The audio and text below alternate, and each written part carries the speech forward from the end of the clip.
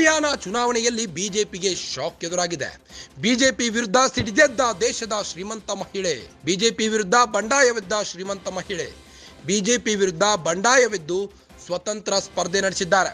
BJP ಬಂಡಾಯ ಅಭ್ಯರ್ಥಿಯಾಗಿ ಸಾವಿತ್ರಿ ಜಿಂದಾಲ್ ಸ್ಪರ್ಧೆ ನಡೆಸಿದ್ದಾರೆ.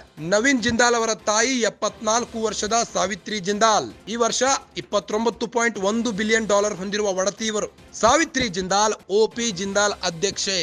ಬಿಜೆಪಿ ಟಿಕೆಟ್ ಆಕಾಂಕ್ಷಿಯಾಗಿದ್ದ ಸಾವಿತ್ರಿ ಜಿಂದಾಲ್ ಆದರೆ ಬಿಜೆಪಿ ಟಿಕೆಟ್ ಸಿಗದ ಹಿನ್ನೆಲೆ ಬಂಡಾಯವಾಗಿ ಕಣಕ್ಕೆ ಇಳಿದಿದ್ದಾರೆ. ಹರಿಯಾಣದ ಹಿಸಾರ್ ಕ್ಷೇತ್ರದಿಂದ ನಾಮಪತ್ರ ಸಲ್ಲಿಸಿದ್ದಾರೆ. ಹರಿಯಾಣ ಚುನಾವಣೆಯಲ್ಲಿ ಬಿಜೆಪಿಗೆ ಶಾಕ್ ಎದುರಾಗಿದೆ. ಬಿಜೆಪಿ ವಿರುದ್ಧವೇ ಒಬ್ಬ ಶ್ರೀಮಂತ ಮಹಿಳೆ ಸಿಡಿದೆದ್ದಿದ್ದಾರೆ. ಹಾಗಿದ್ರೆ ಯಾರದು ಶ್ರೀಮಂತ ಮಹಿಳೆ ಅಂತೀರಾ?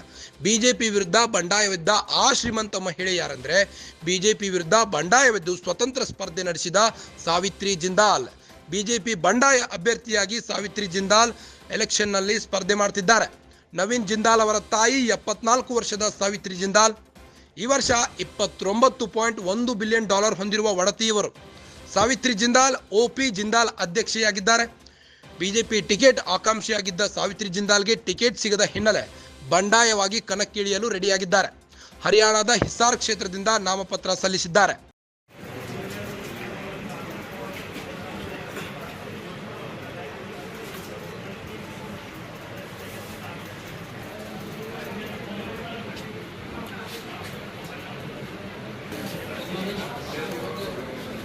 एक बार इधर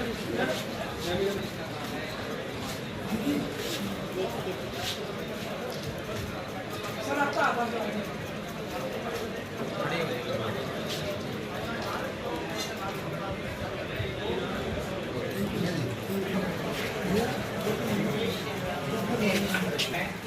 मैं सावित्री जिंदल जो विधानसभा उपचुनाव के साथ में एक स्थान को भरने के लिए अभ्यर्थी के रूप में नाम निर्देशित हुआ है, ईश्वर की शपथ लेती हूँ कि मैं विधि द्वारा स्थापित भारत के संविधान के प्रति सच्ची श्रद्धा और निष्ठा रखूँगी और मैं भारत की संप्रभुता और अखंडता को अक्षुण्ण रखूँगी।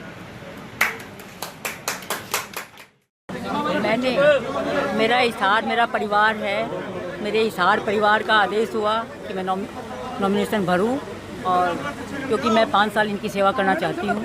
मेरा लास्ट चुनाव है, मुझे था कि मैं चुनाव लड़ूं और इनकी सेवा करूं। मेरे हिसार परिवार ने मुझे आदेश दिया कि आप नॉमिनेशन भरिए और हमारे बीच में आइए। उनका मुझे भरपूर प्यार और समर्थन मिल रहा है और उनके प्यार और समर्थन को देखते हुए मैं आज आप लोगों के बीच में हूँ। मैं तो कांग्रेस की टिकट पहले भी नहीं चाहती थी, मैं तो पहले भी मेरे सब हिसार वासियों ने यही कहा था कि निर्दलीय चुनाव लड़ो तो हमारा ज़्यादा अच्छा रहेगा, तो इसीलिए मैं निर्दलीय चुनाव